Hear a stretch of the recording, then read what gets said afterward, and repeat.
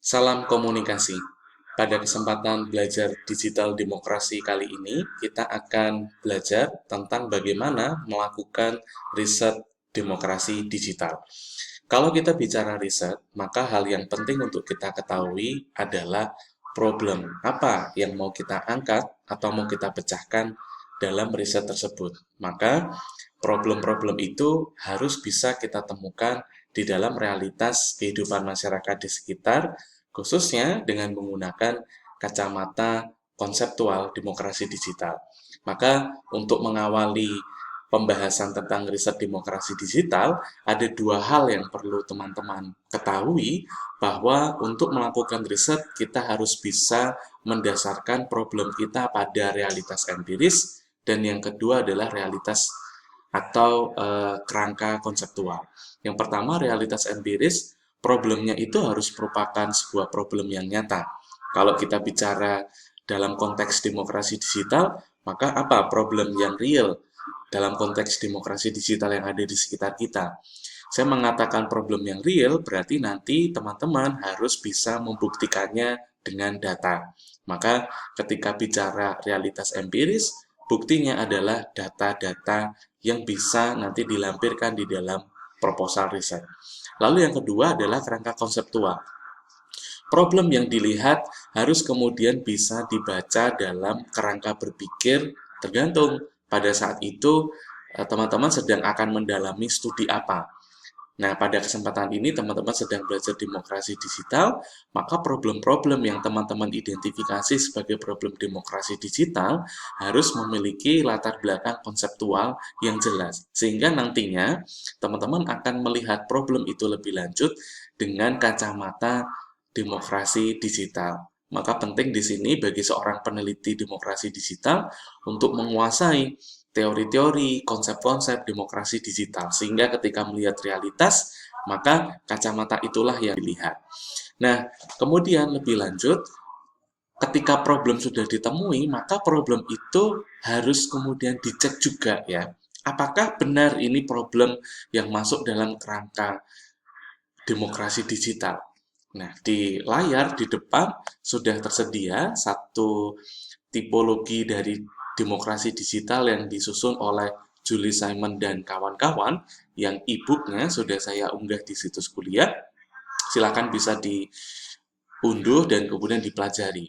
Di sini Julie Simon dan kawan-kawan memberikan berbagai macam informasi apa sih demokrasi digital itu, aktivitas-aktivitas apa saja yang ada di sana. Nah, teman-teman bisa lihat bahwa ketika kita bicara demokrasi digital, kita ketemu dengan aktivitas informing citizens. Jadi bagaimana pemerintah, atau kalau kita pakai konsepnya Brian McNair, political organizations itu memberikan informasi kepada warga.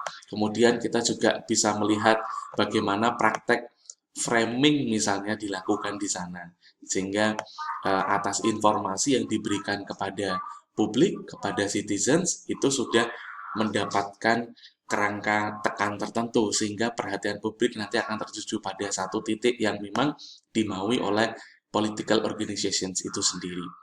Kemudian ketika kita bicara demokrasi digital, di sana juga ada aktivitas di mana warga selain menerima informasi, mereka juga menyampaikan informasi kepada political organizations. Dalam hal ini termasuk juga pemerintah.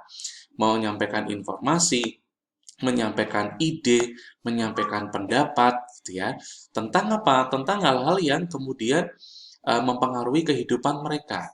Jadi demokrasi digital itu memotret realitas bagaimana antara pemerintah dengan rakyat, antara political organizations dengan citizens, itu melangsungkan proses komunikasi dua arah. Nah, maka kenapa demokrasi digital ini kemudian kita ambil untuk menjadi bagian dari pembelajaran di keilmuan komunikasi?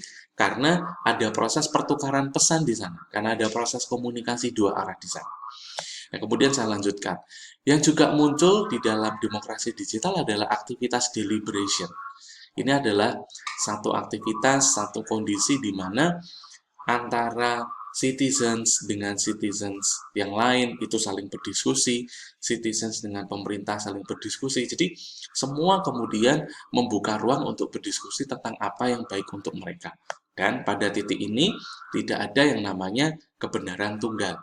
Semua tesis, semua pemikiran itu bisa diuji oleh publik atau bahkan oleh political organization itu sendiri.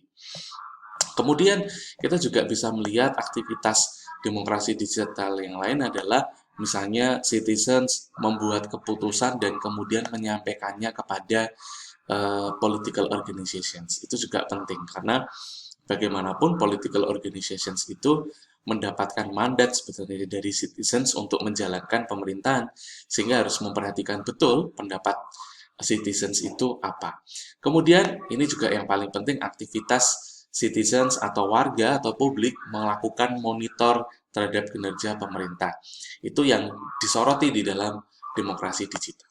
Nah, apa hubungan antara tipologi demokrasi digital ini dengan tadi riset demokrasi digital? Ya, ini adalah area dari riset demokrasi digital itu. Kalau tadi saya di awal menekankan, kalau melakukan riset itu, ketahuilah problemnya apa? Problemnya ada di titik mana? Lalu, ingat, yang juga jangan dilupakan adalah, karena kita adalah mahasiswa ilmu komunikasi, maka pertanyaannya ditambah, di dalam problem itu akan kita teliti. Nah, dalam konteks demokrasi digital, ketika teman-teman sudah mengetahui tipologi demokrasi digital ini atau tipologi dari demokrasi digital ini, maka teman-teman akan bisa melihat titik-titik yang potensial ditemukan problem ada di mana. Misalnya, di titik deliberation. Apakah teman-teman melihat bahwa warga itu saling berdiskusi satu sama lain dengan kerangka yang konstruktif, atau ternyata riuh rendah yang ada di warga, di medsos misalnya, itu hanya sebuah riuh rendah yang tidak punya makna, tidak konstruktif, tetapi cenderung destruktif. Nah, ketika teman-teman melihat itu tidak konstruktif, maka ada problem di titik deliberation ini yang kemudian bisa diteliti lebih lanjut. Nah, demokrasi digitalnya masuk, unsur komunikasinya masuk. Karena ini yang macet ada di mana nih? Apakah di medianya, apakah di komunikatornya, atau di komunikannya? Itu bisa kita lihat lebih lanjut. Lalu misalnya dalam hal citizens monitoring and assessing public actions and services. Jadi ketika publik itu menjalankan langkah monitor, tetapi yang dimonitor itu tidak terbuka, maka ada problem di sini. Nah, tidak terbukanya apa? Misalnya publik menemukan pelayanan dari pemerintah yang tidak benar, kemudian publik menyampaikan itu secara terbuka di media sosial, yang didapatkan publik justru misalnya persekusi atau represi digital yang dilakukan oleh orang-orang yang tidak bertanggung jawab. Itu ada suatu hal yang ya itu adalah indikasi masalah gitu. Yang itu bisa kita teliti lebih lanjut. Jadi tipologi dari demokrasi digital ini bisa jadi titik pijak kita untuk melakukan riset terhadap demokrasi digital itu sendiri. Tentu, tadi balik lagi di awal, salah satu yang harus kita mempunyai untuk semakin menajamkan penglihatan kita terhadap realitas demokrasi digital adalah pemahaman kita terhadap konsep dari demokrasi digital itu sendiri. Jangan sampai ketika kita tidak paham, kita sudah masuk ke realitas, maka yang terjadi ya kita bisa saja mengambil problem-problem yang itu sebenarnya tidak masuk dalam kajian demokrasi digital. Maka ini harus diperhatikan lebih lanjut. Nah, setelah tahapan ini selesai, tahapan kemudian adalah merancang metodologi penelitian. Nah, di sini teman-teman akan memilih pendekatan apa yang dipakai, apakah kualitatif atau kuantitatif, lalu dari masing-masing pendekatan itu metode apa nanti yang akan dipakai. Kalau teman-teman misalnya memilih pendekatannya kualitatif, metodenya mau apa? Apakah mau dengan fenomenologi atau teman-teman mau menggunakan analisis wacana kritis dan sebagainya. Jadi nanti ketika problem sudah didapat, masalah sudah dirumuskan, teori sudah ditetapkan, lalu kerangka bagaimana riset itu dilakukan sudah dirancang, Tahapan selanjutnya adalah menyusun metodologi penelitian. Nah, di metodologi penelitian itu, teman-teman akan mengoperasionalkan semua yang sudah teman-teman rancang dan pikirkan. Nah, caranya ya dengan memilih tadi alat yang tepat untuk riset itu. Intinya itu teman-teman tentang riset demokrasi digital. Saya berharap teman-teman nanti memilih topik demokrasi digital sebagai salah satu topik yang diangkat bisa deskripsi atau mungkin juga di dalam tugas sehari-hari ketika misalnya teman-teman menjalani kuliah. Karena ini topik yang sangat menarik, relevan dengan kondisi kita sekarang dan cukup mudah karena kita menjadi bagian dari realitas itu sendiri. Kita bukan menjadi itu memudahkan kita untuk melihat masuk ke dalamnya, melakukan penelitian dengan tepat, dan kemudian memberikan analisis kita.